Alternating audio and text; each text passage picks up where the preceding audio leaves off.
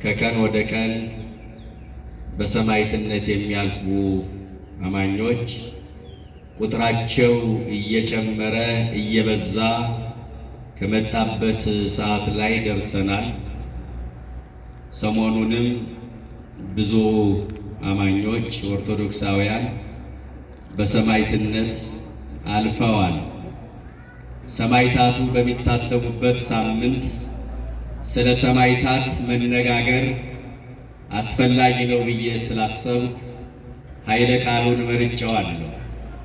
ከሰማዕታቱ ጽናትን ተምረን ዋጋ መክፈል እንደሚገባንና እንዲሁም ደግሞ ሰማዕታቱ ለእኛ የማንቂያ ደወሎች ናቸውና ሁላችንንም ራሳችን ለሰማዕትነት ማዘጋጀት እንድንችል ማንቂያ እንዲሆነን ኃይለ ቃሉን መርጬዋለሁ። የሰማዕታቱ በረከት በሁላችን ላይ ይደር። ሰማዕት የሚለው ሲበዛ ሰማዕታት የሚለውን ይሰጠናል። ሰማዕት ማለት ምስክር መስካሪ ማለት ነው። ሰማዕታት ስንል ምስክሮች መስካሪዎች ማለታችን ነው። ሰማዕት ማለት በሰላም ዘመን በቃልና በሕይወት የሚመሰክር ሲሆን በመከራ ዘመን ደግሞ አንገቱን ለስለት አንገቱን ለሰይፍ አካሉን ለእሳት ለስለት ለጥይት ሰጥቶ የሚመሰክር ማለታችን ነው። የሰማዕትነት መነሻው የቃል ምስክርነት ነው። መድረሻው ደግሞ በሰይፍ መቀላት፣ በጥይት ተደብድቦ መሞት፣ በእሳት መቃጠል፣ በልዩ ልዩ ጽዋትወ መከራ ማለፍ ነው።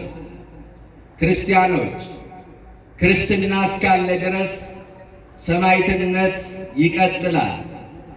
ሰማዕትነትና ክርስትና ተለያይተው የነበሩበት ዘመን አልነበረም፣ ወደፊትም አይኖርም። ይቺ ቤተ ክርስቲያን በክርስቶስ ደም ተመስርታ በሰማዕታት ደም እያጌጠች ትኖራለች። ቤተ ክርስቲያን የተመሰረተችው በክርስቶስ ደም ነው።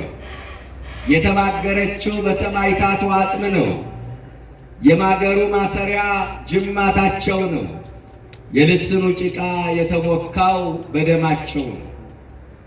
ነቢያት፣ ሐዋርያት፣ ጻድቃን፣ ሰማዕታት ደማቸውን እያፈሰሱ ቤተ ክርስቲያኒቱን በምስክርነት አቆይተዋታል። ወደፊትም ቀጣዩ ትውልድ በምስክርነት ያቆያታል። ወገኖቼ ሰማዕታት ስንል ምስክሮች ብለናል። የማን ምስክሮች? በነጥብ እያየን እንሄዳለን። ሰማዕት ማለት ምን ማለት ነው የሚለውን አይተናል። ሰማዕታት ስንል ምስክሮች ናቸው። ምን ማለት ነው? እሱን እናያለን። ከዛ አማኞችን ለሰማዕትነት የሚያበቃው ነገር ምንድን ነው የሚለውን እናያለን። ሰማዕታት የሚባሉት ምን የፈጸሙ ናቸው የሚለውን እንመለከታለን። የሰማዕትነት መነሻው ምን እንደሆነ እናያለን። በመጨረሻ ሁላችንንም ለሰማዕትነት እንደተጠራን ተነጋግረን ትምህርታችንን እንቋጫለን። እንግዲህ ያው የሰሞኑ ጉንፋን ድምፄን አገልግሎት ምቹ አይደለም። እንድትረዱኝ ከወዲሁ ከይቅርታ ጋር በትህትና እንድትረዱኝ ይጠይቃለሁ። ሰማዕታት ምስክሮች ናቸው። የማን ምስክሮች ስንል የክርስቶስ ምስክሮች ናቸው። ሳይፈሩና ሳያፍሩ በነገሥታት ፊት ቆመው ስለ ክርስቶስ የባሕርይ አምላክነት መስክረዋል። ወእነግር ስማከ በቅድመ ነገሥት ወኢይትኀፈር ነቢዩ በመዝሙር 118 ቁጥር 46 ላይ እንደነገረን በነገሥታቱ ፊት ምስክርነትን እሰጣለሁ አላፍርም አለ። ወገኖቼ የምናመልከው አምላክ የምናፍርበት አምላክ አይደለም።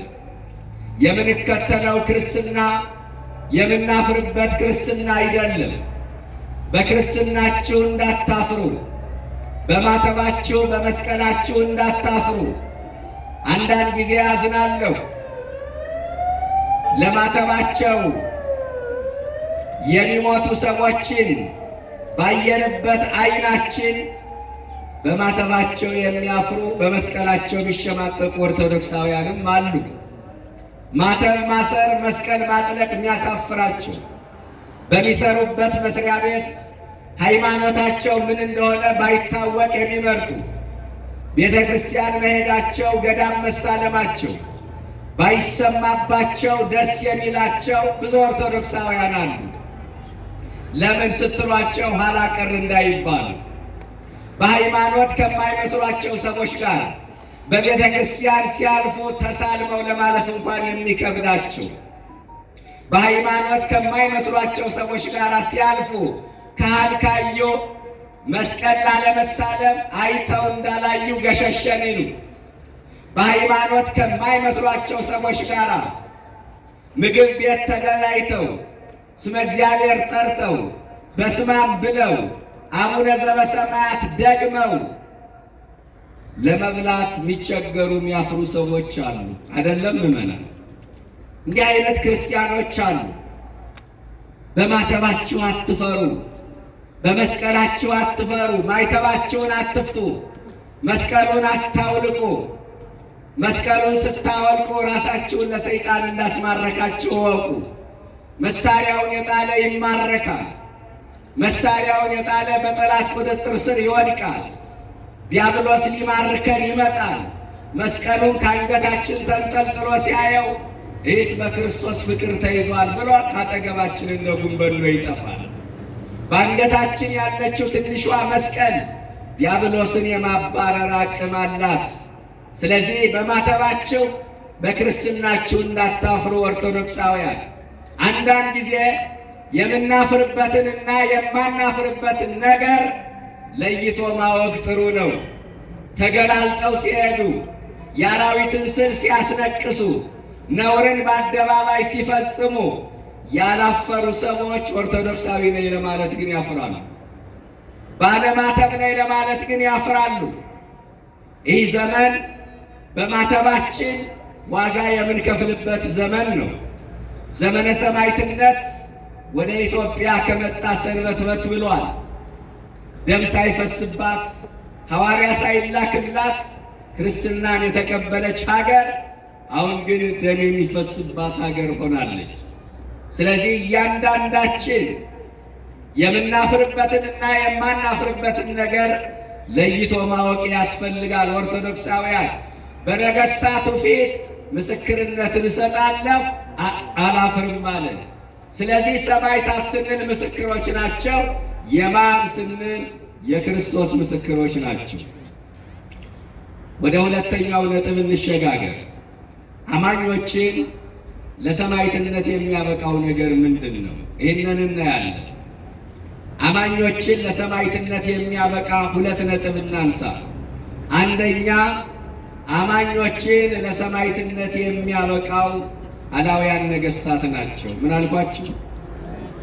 ጨካኝ መሪዎች፣ እግዚአብሔርን የማይፈሩ ባለስልጣናት አማኞቹን ለሰማዕትነት ያበቃል። ይህንን የቤተ ክርስቲያንን ታሪክ ስታጠኑ በተለይ በዓለም መድረክ ፍንትዋ አድርጎ ያሳያቸዋል። በዘመነ ኔሮን፣ በዘመነ ቄሳር፣ በዘመነ ትራጅያን፣ በዘመነ ዲዮቅልጥያኖስ አማኞች አሰቃቂ መከራን ተቀብለዋል። በተለይ ሌላውን ተውትና በኔሮን ዘመን በርካታ ክርስቲያኖች አልቀዋል። ቤት ይቁጠራቸው። በጣም የሚገርመው ነገር ከዕለታት አንድ ቀን ኔሮን ምን እንዳለ ታውቃላችሁ? ክርስቲያኖችን ገደለ፣ አስገደለ፣ ገደለ፣ አስገደለና አንድ ቀን ምን አለ መሰላችሁ? ሰለቸው። ምን አለ የሁሉ ሰው አንገት አንድ በሆነልኝ አለ። ይገርማል። ምን አለ የሁሉ ሰው አንገት አንድ በሆነልኝ። መግደል አንዳንዴ ይሰለቻል ምዕመናን፣ መግደል ይሰለቻል እውነት ለመናገር። ነገር ግን አማኞች መከራ እየተቀበሉ ዋጋ እየከፈሉ ቤተ ክርስቲያኒቱን አሻገሯት፣ እኛም ላይ ያደረሷት።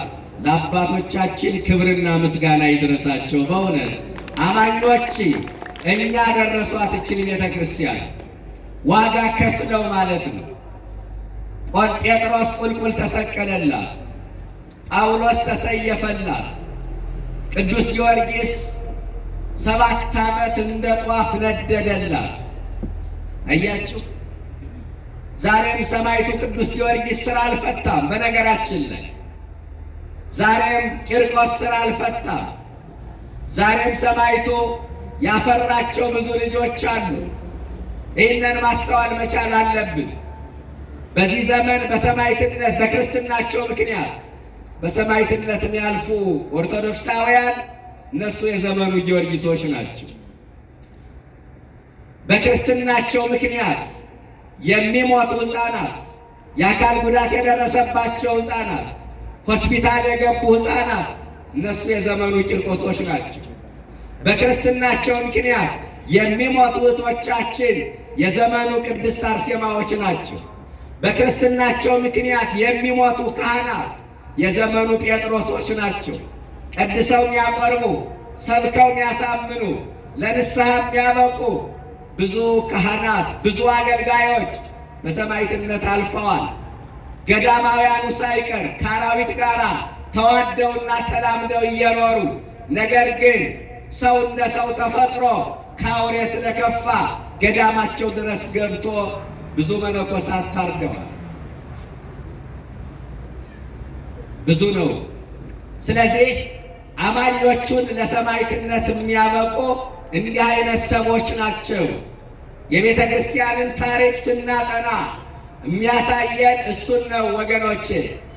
በጣም የሚገርመው ነገር ክርስትና ግን ሲያጠፉት ይነዳል፣ ሲያሳድዱት ባለ ሀገር ይሆናል፣ ሲቀጠቅጡት ቀና ቀና ይላል። ቅዱስ አውሳብዮስ ምን ይላል? የሰማዕታት ደም የቤተ ክርስቲያን ምርጥ ዘር ነው ይላል። ምንድን ነው አለ? የሰማዕታት ደም የቤተ ክርስቲያን ምንድን ነው? ምርጥ ዘር ነው። አያችሁ፣ ደማቸው ዘር ሆኖ ይበቅላል። ደማቸው ፈሶ አይቀርም፣ ዘር ሆኖ ይበቅላል። አሁን አንዳንዱ ይህንን ስንናገር እየሞትን እንዴት እንበዛለን፣ እንዴት ነው እየሞትን ቁጥራችን የሚጨምረው የሚሉ ሰዎች አሉ። ቁጭቱ ነው፣ ልክ ነው። ነገር ግን የመጣንበት ታሪክ የሚያሳየን ይህንን ነው። መጽሐፍ ቅዱስም ባስጨነቋቸው ጊዜ በዙ ነው የሚለው። ምን ባሏቸው ጊዜ? ባስጨነቋቸው ጊዜ በዙ ነው የሚለው። ይህ መጽሐፍ ቅዱስ ላይ የሰፈረ ኃይለ ቃል ነው። የሁላችሁ በደም የሚጸና በሰይፍ የምትቀጥል ቤተ ክርስቲያን፣ በደም የሚጸና ሃይማኖት ነው ያለ። በሰይፍ የምትጠፋ ቤተ ክርስቲያን ብትኖር ኑሮ 10 የሮማ ቄሳሮች እስካሁኑ ድረስ ያጠፏት ነበር። ነገር ግን እንዳልኳችሁ በደም የሚጸና ሃይማኖት፣ በሰይፍ የምትቀጥል ቤተ ክርስቲያን ነው ያለችው። ዲያብሎስ ዝናሩን አራገፈ፣ ቀስቱን ጨረሰ። ቤተ ክርስቲያኒቱን ሊጎዳት አልቻለም። ዮሐንስ አፈወርቅ የተናገረው ቃል ነው። ቤተ ክርስቲያን ትናንትና ነበረች፣ ዛሬም አለች፣ ወደፊትም ትኖራለች። ይህንን ማስተዋል ይገባል። ስለዚህ አማኞቹን ለሰማዕትነት የሚያበቋቸው አላውያን ነገሥታት። ሁለተኛ፣ አማኞቹን ለሰማዕትነት የሚያበቁ መናፍቃን ናቸው። ምንድን ናቸው? መናፍቃን ናቸው። ይህንን በተለይ የቤተ ክርስቲያንን ታሪክ ስታጠኑ፣ በተለይም በአርዮሳውያን ዘመን አርዮሳውያን ከቄሳሮች ጋር ወዳጅነትን በፈጠሩበት ዘመን በቅድስት ሥላሴ የሚያምኑትን በክርስቶስ የባሕሪ አምላክነት የሚያምኑትን ያሰቃዩአቸው ነበረ፣ መከራ ያጸኑባቸው ነበረ። ዛሬም አንዳንዶቹ ጊዜውን እንደ ምቹ አጋጣሚ በመጠቀም በክርስቲያኖች ላይ ዛቻ፣ ንቀት፣ ማስፈራሪያ የሚያደርሱ አልፎ ተርፎ መከራ የሚያደርሱ ብዙ መናፍቃን እንዳሉ አንረሳው። ስለዚህ አማኞቹን ለሰማዕትነት የሚያበቁ ሁለተኛው መናፍቃን ናቸው ኦርቶዶክሳውያን። የግብፅ ቤተ ክርስቲያን ከመከራዋ ብዛት የተነሳ የቀን መቁጠሪያዋን ሳይቀር ቀይራለች። የቀን መቁጠሪያዋን በብርቱ መከራ ውስጥ አልፋለች። እስከ 284 ዓመተ ምህረት ከ284 ዓመተ ምህረት በኋላ ያለውን ዓመተ ሰማዕታት ብላ ሰይመዋለች። ምን ብላ ሰይመዋለች? ከመከራዋ ብዛት የተነሳ ዓመተ ሰማዕታት ብላ ሰይመዋለች። የእኛ አባቶች ግን ምን አሉ? ባላውያን ከደረሰብን መከራ ይልቅ በክርስቶስ ያገኘነው ምሕረት ይበልጣል ብለው የዘመን መቁጠሪያችን የክርስቶስ ልደት እንዲሆን አደረጉ። እውነት ነው። ባላውያን ከደረሰብን መከራ በጌታ ያገኘነው ምሕረት ይበልጣል ብለው የዘመን መቁጠሪያችን የክርስቶስ ልደት እንዲሆን ወሰኑ። ግብፅ ግን ከመከራዋ የተነሳ ዘመን መቁጠሪያዋን ሳይቀር ቀይራለች እያልኳችሁ ነው። ሰማዕታት የሚባሉት ምን የፈጸሙ ናቸው? ሦስተኛውን ነጥብ እንመልከት። ሰማዕታት የሚባሉት ምን የፈጸሙ ናቸው? ቅዱስ ኤፍሬም በሦስት አረፍተ ነገር ገልጦ ይነግረናል። በሐሙስ ውዳሴ ማርያም የምታውቁት ነው። አማን መነኑ ሰማዕት ጣዕመ ለዚህ ዓለም፣ ሰማዕታት የዚህን ዓለም ጣዕም ናቁ ይላል። መጀመሪያ ሰማዕታት የሚባሉት የዚህን ዓለም ጣዕም የናቁ ናቸው። ምኑን የናቁ? የዚህን ዓለም ጣዕም የናቁ ሰማዕታት ይባላሉ።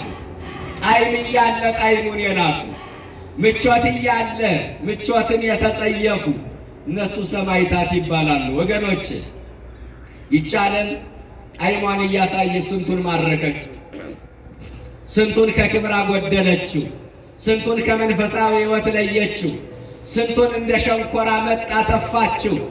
ከላይ እስከ ታች፣ ከሊቅ እስከ ደቂቅ፣ ከካህን እስከ ምዕመን በዚች ዓለም ጣዕም ያልተማረከ ማን ይሆን? ኦርቶዶክሳውያን። ስለዚህ ፍላጎቱን ያሸነፈ የዚህን ዓለም ጣዕም ያሸነፈ ተድላ ዓለምን የናቀ የቅድስና ልብሱን ያላወለቀ በፈሪሃ እግዚአብሔር የተጎበኘ እርሱ ምን ይባላል? ሰማዕት ይባላል። የመጀመሪያው የዚህን ዓለም ጣዕም የናቀ እርሱ ሰማዕት ይባላል። ሁለተኛ ወካው ደሞሙ በእንተ እግዚአብሔር፣ ስለ እግዚአብሔር ደማቸውን ያፈሰሱ እነሱ ምን ይባላሉ? ሰማዕታት ይባላሉ። ስለ ክብራቸው፣ ስለ ስማቸው፣ ስለ ሀገራቸው፣ ስለ ወገናቸው ደማቸውን የሚያፈሱ አሉ። ነገር ግን በተለየ መልኩ ስለ እግዚአብሔር ደማቸውን የሚያፈሱ ሰማዕታት ይባላሉ። ብዙዎቹ ደማቸውን አፍስሰው በሰማዕትነት አልፈዋል። የጥንቱን ቅዱሳን እንተውና እንዲያው እነ ቅዱስ ጊዮርጊስን እነ ቅዱስ ቂርቆስን እንተውና ለጊዜው በዘመናችን እንኳን የምናውቃቸው ከእኛ ጋር ቁጭ ብለው ወንጌል ይማሩ ጉባኤ ይካፈሉ የነበሩ ብዙዎቹ በሰማዕትነት ደማቸውን አፍስሰው አልፈዋል። ኦርቶዶክሳውያን ታስታውሳላችሁ፣ ዛሬ ኢትዮጵያ ላይ ለሚቀጣጠለው ሰማዕትነት ሻማውን የለኮሱት ክብሪቱን የጫሩት የአዲስ አበባ ልጆች ቂርቆስ አካባቢ የተወለዱ በ2007 ዓመተ ምህረት ታስታውሳላችሁ። ዛሬ ኢትዮጵያ ውስጥ ለሚቀጣጠለው ሰማዕትነት የለኮሱት እነሱ ናቸው። ኑሯቸውን ለማሸነፍ ነው የሄዱት። ሊቢያ ድንበር ላይ ሲደርሱ ያልጠበቁት ነገር ገጠማቸው። ከእኛ ጋር ሁኑና ኑሮ ይለፍላችሁ ተባሉ። ነገር ግን ኑሮ እንዲያልፍላችሁ ብዙ ብር እንድትቆጥሩ ከፈለጋችሁ ሃይማኖታችሁን መቀየር ይጠበቅባቸዋል ተባሉ እና ጀግኖቹ ምን አሉ? እኛ የመጣነው ሀገር ለመቀየር እንጂ ሃይማኖት ለመቀየር አይደለም። እኛ የመጣነው እና አቡነ ጴጥሮስ ደረታቸውን ለጥይት ከሰጡባት ሀገር ነው። እኛ የመጣነው የጊዮርጊስ ክብር ከሚገለጥባት ሀገር ነው። እኛ የመጣነው የ3 ዓመቱ ብላቴና የቂርቆስ ታሪክ ከሚተረክባት ሀገር ነው። ሃይማኖታችን አንቀይርም፣ ማይተባችን አንበጥስም። ማተባችን ከሚበጠስ አንገታችን ይበጠስ። መስቀሉን አናወልቀው፣ ክርስቶስን አንክደው። ዋጋ ከፍሎልናል። ከዓለም ፍቅር የክርስቶስ ፍቅር ይበልጥብናል አሉ። 1 ወር ሙሉ ለመኗቸው። ጭራሽ ሊያናግሯቸው አልፈለጉ። 29 ደቂቃ አንገታቸው ላይ ቢላዋ ተሰክቶ የፍርሃት ምልክት አልታየባቸውም ነበር። ለመኗቸው፣ አይሆንም አሉ። ማን ይታያቸው ነበር ካላችሁ ቀራንዮ ላይ የታረደው በግ መድኃኔዓለም ይታያቸው ነበር። እነ ቅዱስ ጊዮርጊስ ነጩን ለብሰው አይዟችሁ ይሏቸው ነበረ። በመጨረሻ ከፊሎቹን ጥቁር ልብስ አለበሷቸው፣ ከፊሎቹን ብርቱካናማ ልብስ አለበሷቸው። ጥቁር ልብስ የለበሱትን በጥይት ጨረሷቸው፣ ብርቱካናማ ልብስ የለበሱትን በሰይፍ አረዷቸው።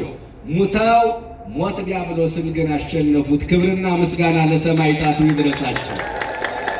አዎ አያችሁ፣ ከሃዲው ሲበዛ፣ መናፍቁ ሲበዛ፣ የቅዱሳንን ቃል ኪዳን የሚንቀው ትውልድ ከቀን ወደ ቀን እየበረከተ ሲመጣ የትናንቱን ቅዱሳን ሊያስታውሰን እነዚያን ወጣቶች የዘመኑ ቅዱሳን ሰማዕታት አድርጎ አስነሳልን። ስለ ሰማዕታት ስንተርክ ውሸት ነው ለሚሉን መናፍቃን መልስ ሰጠውልን አልፈዋል። ወገኖቼ እነዚህ የጽናት መምህሮቻችን ናቸው፣ ቤተ መጻሕፍቶቻችን ናቸው፣ የጥንካሬ ተምሳሌዎች ናቸው። ልቅነትን እየተለማመደ ባለው ትውልድ መካከል፣ ግብረ ሰዶም እየሆነ ባለው ትውልድ መካከል ሃይማኖትን መውደድ እስከ ሞት እንደሆነ አሳዩ። ሃይማኖትን ማፍቀር አንገትን ለሰይፍ እስከ መስጠት እንደሆነ አመላከቱን እያልኳችሁ ነው። ስለዚህ ሰማዕታት የሚባሉት ደማቸውን ስለ እግዚአብሔር ያፈሰሱ፣ እነዚህ የነገርኳችሁ አሁን ስለ እግዚአብሔር፣ ስለ ሃይማኖት፣ ስለ ክርስትና ደማቸውን ያፈሰሱ ናቸው። በዚህ በዮሐንስ ራእይ ምዕራፍ 14 ቁጥር 13 ላይ በጌታ የሚሞቱ ብፁዓን ናቸው ይላል። ሰው ሲልከሰከስ ይሞታል፣ ሲሰርቅ ይሞታል፣ ሲያመነዝር ይሞታል፣ በስኳር በግፊት ይሞታል አይደል እንዴ? መጠጥ ቤት ቁጭ ብሎ የሚሞት ሰው አለ። ሰው ላልገባው ፖለቲካ አንዳንዴ አደባባይ ላይ ወጥቶ በጥይት ይሞታል። ነገር ግን በጌታ የሚሞቱ ምንድን ናቸው አለ? ብፁዓን ናቸው አለ። ምክንያታቸው ጌታ ነው። ምክንያታቸው ቤተ ክርስቲያን ናት። ምክንያታቸው መስቀሉ ነው። ቤተ ክርስቲያን ትቀደስ፣ የእኛ ደም ይፍሰስ፣ ታሪክ ይቆይ፣ እኛ ግን እንጥፋ እያሉ ዛሬም የነ ቅዱስ ጊዮርጊስን ጉዞ የሚያስቀጥሉ የቅዱሳንን ፈለግ የሚከተሉ ታሪክ የሚደግሙ መስቀል የሚሸከሙ ወጣቶችን የምናይበት ዘመን ነው። አያችሁ፣ ሰማዕትነቱ አሁንም አልተቋረጠም ማለት ነው። ደማቸውን ስለ እግዚአብሔር ያፈሰሱ ሰማዕታት። ሶስተኛ ሰማዕታት የሚባሉት ወታገሱ ሞተ መሪረ፣ መራራ ሞትን ስለ መንግሥተ ሰማይ ብለው የታገሱ። ምንን የታገሱ? መራራ ሞትን ስለ መንግሥተ ሰማይ ብለው የታገሱ። መራራ ሞት ምንድን ነው? በጥንቱ ዘመን በሰይፍ መቀላት፣ በመንኮራኩር መፈጨት፣ በጋለ ብረት መቃጠል፣ በእሳት መለብለብ፣ በፈላ ውሃ መጠበስ፣ ይሄ መራራ ሞት ይባላል። በዘመናችን በጥይት ተደብድቦ መሞት፣ በገጀራ ተጨፍጭፎ መሞት፣ በግፍ መሞት፣ ይሄ መራራ ሞት ይባላል። ስለ መንግሥተ ሰማይ ብለው መራራ ሞትን የታገሱ ሰማዕታት ናቸው። የገሃነምን ምሬት፣ የመንግሥተ ሰማይን ጣዕም የሚያውቁ ማለት ነው። የገሃነም ምሬት ምንድን ነው? ትሉ ማያንቀላፋበት፣ እሳቱ ማይጠፋበት ማለት ነው። በማርቆስ 11 እንደተመዘገበው የመንግሥተ ሰማይ ጣዕምስ ምንድን ነው? የመንግሥተ ሰማይ ጣዕም መቼም ሁላችንንም እዚህ የተገኘን የመንግሥተ ሰማይ ጣዕም ገብቶን ይመስለኛል። ሌሊት በሰዓታት፣ ማለዳ በኪዳን፣ ቀን በቅዳሴ፣ ማታ በሰርክ ጉባኤ ተገኝታችሁ መድኃኔዓለምን ደጅ የምትጠኑት፣ ጠዋትና ማታ ፊቱን የምትፈልጉት፣ የምትጾሙት፣ የምትጸልዩት ለምንድን ነው ካላችሁ የመንግሥተ ሰማይ ጣዕም ስለገባችሁ መሰለ።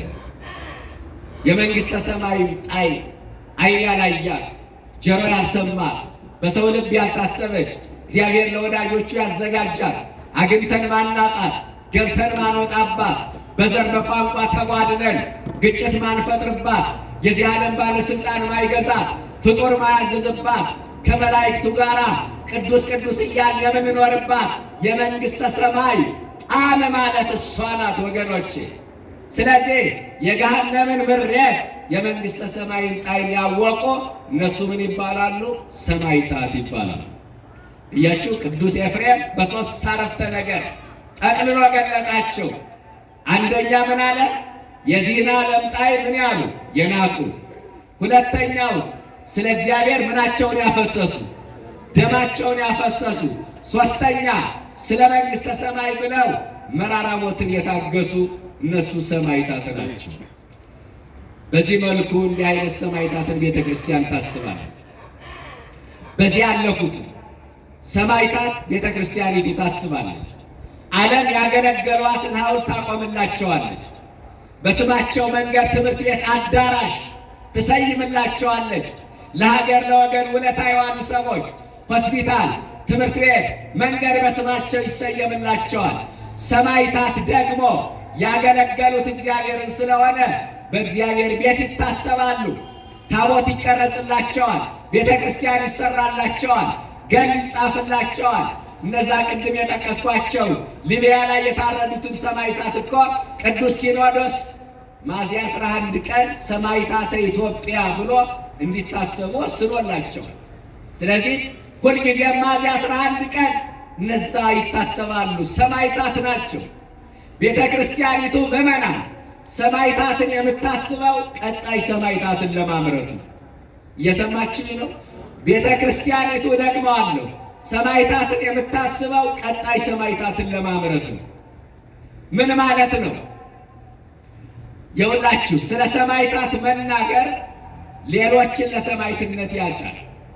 ስለ ሰማዕታት መናገር፣ ስለ ሰማዕታት ማሰብ ሌሎችን ለሰማዕትነት ያጫል። ዛሬ በክርስትናቸው ምክንያት ሐዘን፣ ትካዜ፣ ዋይታ፣ ሰቆቃ የሚደርስባቸው የሰማዕታቱ ታሪክ ሲነገር፣ የሰማዕታቱን ገድል ሲሰሙ ይጽናናሉ፣ ይበረታታሉ። እኔም ሰማዕት ብሆን ነገ እዘከራለሁ የሚል ትውልድን ያስነሳል። ሰማዕታትን ማሰብ እኔም ሰማዕት ብሆን እዘከራለሁ የሚል ትውልድን ይፈጥራል። ለዚህ ነው ቤተ ክርስቲያኒቱ ሰማዕታትን የምታስበው።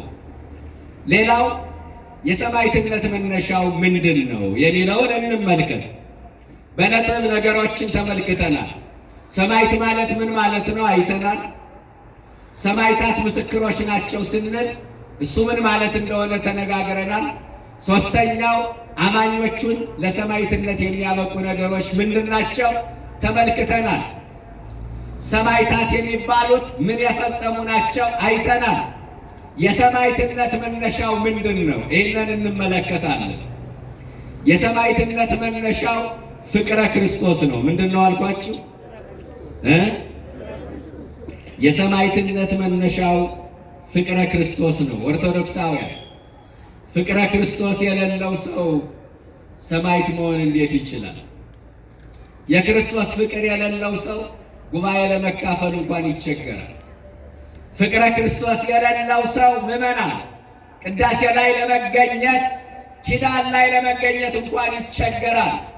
ስለዚህ ፍቅረ ክርስቶስ ከሌለ ሰማዕት መሆን አይታሰብም ጨርሶ። ሮሜ 8 ቁጥር 35 ላይ ከክርስቶስ ፍቅር ማን ይለየናል ይላል። እስቲ ቃል ተናገሩ። ከክርስቶስ ፍቅር በሉ ማን ይለየናል? እኛ ብዙ ነገር ለየን። ጥቅም ለየን፣ ወሬ ለየን፣ ፌስቡክ ለየን፣ ቲክቶክ ለየን፣ ማህበራዊ ሚዲያ ለየን፣ ኳስ ለየን። ሰይፍ ሳይመዘዝበት የካደ ትውልድ መጣ። አያችሁ፣ በክርስትናቸው ምክንያት አንገታቸውን ለሰይፍ የሚሰጡ ሰዎችን በምናይበት ዓይናችን ሰይፍ ሳይመዘዝበት ደግሞ የካደ ትውልድም አለ። በጊዜው የተፈተነ፣ በገንዘቡ የተፈተነ እንዲህ አይነት ትውልድ አለ። አንዳንድ ጊዜ በጣም አዝናለሁ። ወጣቱ ለኳስ የሚሰጠውን ፍቅር ለክርስቶስ ቢሰጥ ዓለምን ጥሎ ይሄድ ነበር። አንዳንድ ጊዜ ለኳስ የምንሰጠውን ያህል ፍቅር እንኳን ለፊልም የምንሰጠውን ያህል ፍቅር ለክርስቶስ ብንሰጥ እንዴት መልካም ነበረ። ብዙዎቻችን ለክርስቶስ ያለን ፍቅር እንደ ብረት ቀዝቅዞብናል። እውነት ለመናገር ተቸግረናል። እኔ በዚህ ልክ ጣዖት፣ በዚህ ልክ ኳስ ጣዖት እንደሆነ የተረዳው ሰሞኑን ነው። አንድ የሆነ ቡድን አሸነፈ ተብሎ ደጋፊዎቹ አንዳንዶቹ ከደስታቸው ብዛት የተነሳ ጨርቃቸውን ቀደውታል፣ የለበሱትን ልብስ ቀደውታል። አንዳንዶቹ ከደስታቸው ብዛት የተነሳ እንደ ባለዛር ዛር እንደያዘው ሰው መሬት ላይ ተንፈራፍረዋል። አንዳንዶቹ አልቅሰዋል፣ አንዳንዶቹ ስለት ተስለዋል። ምን አለ ከተሳሉ ጣዖት የሆነባቸው ነገር እንዲለቃቸው ቢሳሉ። ምን አለ ካለቀሱ ኦርቶዶክሳውያን በግፍ ሲሞቱ ቢያለቅሱ። ስንት የሚያስለቅስ ነገር ሞልቶ እያችሁ ለክርስቶስ ያለን ፍቅር እንደ ብረት ቀዝቅዟል ያልኳችሁ ለዚህ ነው። እኔ ኳስ ማየት ኃጢአት ነው እያልኩ አይደለም። ኃጢአትም አይደለም፣ ጽድቅም አይደለም። ጣዖት ሲሆንብን ግን ወገኖቼ፣ ጣዖት ከሆነብን ኃጢአት ነው። ለክርስትናው ያለን ፍቅር ቀዘቀዘ። ለክርስቶስ ያለን ፍቅር ብዙዎቻችን ቀዝቅዟል። እውነት ለመናገር ቅዱሳኑን ግን ከዓለም የለያቸው ከኃጢአት የለያቸው የክርስቶስ ፍቅር ነበረ። በእውነት የጌታ ፍቅር ስንቱን ማረከ፣ ስንቱን ገዳም አስገባ፣ ስንቱን ከሥጋ ፍላጎት ለየ። ጻድቃንን ወደ ገዳም፣ ሰማዕታትን ወደ ደም የወሰደ የመስቀሉ ፍቅር ነበረ ወገኖቼ። የመስቀሉ ፍቅር ሰማዕታትን በተጋድሎ ያበረታ፣ ጻድቃንን ለመከራ ያነሳሳ፣ ባሕታውያንን ለምናኔ ያዘጋጀ የመስቀሉ ፍቅር ነው። የክርስቶስ ፍቅር ስንቱን ማረከ። ለዚህ ፍቅር ጀግኖቹ ዝናራቸውን ፈተው ተማረኩለት። ለዚህ ፍቅር ባለ ሀብቶች ሀብታቸውን ሰጥተው መነኑለት። ለክርስቶስ ፍቅር ነገሥታቱ ካባቸውን አሽቀንጥረው አክሊላቸውን ወርውረው ገዳም ገቡለት። ለዚህ ፍቅር ብዙዎቹ ብዙ ነገር ሆኑለት። ብዙዎቹ በክርስቶስ ፍቅር ልባቸው ተነካ። ገድለ ጊዮርጊስ ላይ አንድ የሚገርም ቃል አለ። ወሶቢያ ነደት ልቦ በፍቅር አምላካዊ፣ በአምላኩ ፍቅር ቅዱስ ጊዮርጊስ ልቡ ተቃጠለ ይላል። የእኛ ልብ የሚቃጠለው በዓለም ፍቅር ነው። የትውልድ ልብ የሚቃጠለው በኳስ ፍቅር ነው፣ በሌላ ተራ ነገር ነው። ስለዚህ ቅዱሳኑን ከዓለም የለያቸው ከኃጢአት የለያቸው የክርስቶስ ፍቅር ነው። የሁላችሁ የሰማዕትነት መነሻው ፍቅረ ክርስቶስ ነው። የጌታ ፍቅር በውስጣችን ሲቀጣጠል ሰማዕት እስከ መሆን እንደርሳለን። ብዙዎቻችን ግን እንዳልኳችሁ ፍቅሩ ከብረት ያክል ቀዝቅዞብናል። በመጨረሻ የማነሳው ሁላችንንም ለሰማዕትነት ተጠርተናል። ሁላችንንም ለምን ተጠርተናል? ሁላችንንም ለሰማዕትነት ተጠርተናል። ወገኖቼ ሰማዕትነት በእነ ቅዱስ ጊዮርጊስ ብቻ ያበቃ አይደለም። ሰማዕትነት በእነ ቅዱስ ቂርቆስ ብቻ ያበቃ አይደለም። ሰማዕት ዘእንበለ ደም የሚባላል። በደም ሰማዕታት የሆኑ አሉ፣ እንበለ ደም ያለ ደም ሰማዕታት የሆኑ አሉ። ከሞት ያልተናነሰ መከራ የሚቀበሉ እነሱ ሰማዕታት ናቸው። ሰማዕትነትን አባቶቻችን በሶስት ቀለም ይገልጡታል። በስንት ቀለም? በሶስት ቀለም ይገልጡታል። አንደኛው ሰማዕትነት ነጭ ሰማዕትነት ይባላል። ምን አልኳችሁ? ነጭ ሰማዕትነት። ነጭ ሰማዕትነት ነጭ ሰማዕታት የሚባሉት እነማን ናቸው? ቅድም ቅዱስ ኤፍሬም ሰማዕታት የዚህን ዓለም ጣዕም ናቁ፣ የዚህን ዓለም ጣዕም የናቁ ነጭ ከሚባሉ ሰማዕታት ይመደባል። ፍላጎታቸውን ያሸነፉ፣ ራሳቸውን የገዙ፣ ምኞታቸውን የተቆጣጠሩ፣ ልብላ ልብላ፣ ልጠጣ ልጠጣ፣ ላመንዝር ላመንዝር የሚል ስሜታቸውን ገጥተው በረሃ ገብተው የኖሩ እነርሱ እንደነ አቡነ አረጋዊ ያሉ፣ እንደነ አቡነ ገብረ መንፈስ ቅዱስ፣ እንደነ አቡነ ተክለ ሃይማኖት ያሉት እነሱ ምን ይባላሉ? ነጭ ሰማዕታት ይባላል። ሁለተኛ ቀይ ሰማዕትነት ነው። ቀይ ሰማዕትነት የሚባለው ደማቸውን ስለ እግዚአብሔር ያፈሰሱ ቀይ ሰማዕታት ይባላል። ደማቸውን ስለ እግዚአብሔር ያፈሰሱ፣ በደማቸው የክርስቶስን ፍቅር የገለጡ እነዚህ ምን ይባላሉ? ኦርቶዶክሳውያን። እነዚህ ቀይ ሰማዕትነት ይባላል። ቀይ ሰማዕታት። ሶስተኛው አረንጓዴ ሰማዕትነት ይባላል። ምን ይባላል? አረንጓዴ ሰማዕትነት። ይገርማል። ይሄ አረንጓዴ ሰማዕትነት ዘርፉ ብዙ ነው። ኦርቶዶክሳውያን ቅድም ምንድን ነው ያልኳችሁ? ሰማዕት ዘንበለ ደም ብያቸዋለሁ። ያለ ደም ሰማዕታት የሆኑ ከሞት ያልተናነሰ መከራ የሚቀበሉ እነሱ አረንጓዴ ሰማዕታት በመባል ይጠራሉ። ለአንዳንድ ሰው ሰማዕትነቱ ትዳሩ ነው። ለአንዳንድ ሰው ሰማዕትነቱ ከአስቸጋሪ ልጁ ጋር መኖሩ ነው። ለአንዳንድ ሰው ሰማዕትነቱ ከመጥፎ አለቃው ጋር መኖሩ ነው። ለአንዳንድ ሰው ሰማዕትነቱ ጠባያቸው ከከፉ ሰዎች ጋር መኖር ነው። ለአንዳንድ ሰው ሰማዕትነቱ ስለ እውነት መኖር፣ ስለ እውነት መጠላት ነው። ይህ አረንጓዴ ሰማዕትነት ይባላል። በክርስትና ምክንያት የአካል ጉዳት የደረሰባቸው እነሱ አረንጓዴ ሰማዕታት ናቸው። በክርስትና ምክንያት ንብረታቸው የወደመባቸው፣ ቤታቸው የፈረሰባቸው እነሱ አረንጓዴ ሰማዕት ከሚባሉት የሚመደቡ ናቸው። ስለ እውነት መጠላት እንዳልኳቸው ምን ይባላል? አረንጓዴ ሰማዕትነት ይባላል።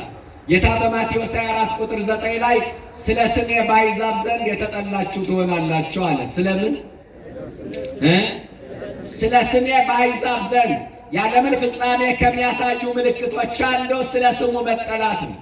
በወልድ ውሉድ በክርስቶስ ክርስቲያን ስለተባላችሁ በአሕዛብ ዘንድ የተጠላችሁ ትሆናላችሁ። ዓለም ክርስትናን ይጠላል፣ ክርስትናን ይገፋል። በትክክል እግዚአብሔርን የሚያመልኩ ሀገራት በዓለም ላይ 5 ናቸው። ስንት ናቸው? በትክክል እግዚአብሔርን የሚያመልኩ አንደኛ ግብፅ፣ ሁለተኛ ሶርያ፣ ሶስተኛ አርመን፣ አራተኛ ህንድ፣ አምስተኛ ኢትዮጵያ፣ ስድስተኛ የኤርትራ ኦርቶዶክስ ተዋሕዶ ቤተ ክርስቲያን። በትክክል እግዚአብሔርን የሚያመልኩ ሀገራት ሌላው ዓለም ክርስትናውን ይገፋዋል፣ ክርስትናውን ይጠላዋል፣ በአንድም በሌላም መንገድ። አሁን መስቀል ያሰረ ማተብ ያሰረ የሚሸማቀቅበት የሚጠላበት ዘመን ነው። ስለ ስሜ በአሕዛብ ዘንድ የተጠላችሁ ትሆናላችሁ። ስለ ስሙ መጠላት፣ ስለ እውነት መኖር፣ ስለ እውነት መጠላት እሱ አረንጓዴ ሰማዕትነት ነው። በመጨረሻ አረንጓዴ ሰማዕትነት ራስን መግዛት ነው። ምን አልኳችሁ? ራስን መግዛት። የ21ኛው ክፍለ ዘመን አረንጓዴ ሰማዕትነት ራስን ማሸነፍ፣ ራስን መግዛት ነው። ከ9 የመንፈስ ፍሬዎች አንዱ ራስን መግዛት ነው። አሁን ከላይ እስከታች ከሊቅ እስከ ደቂቅ ያጣነው የተቸገርነው ምንድን ነው ካላችሁ ራስን መግዛት ነው።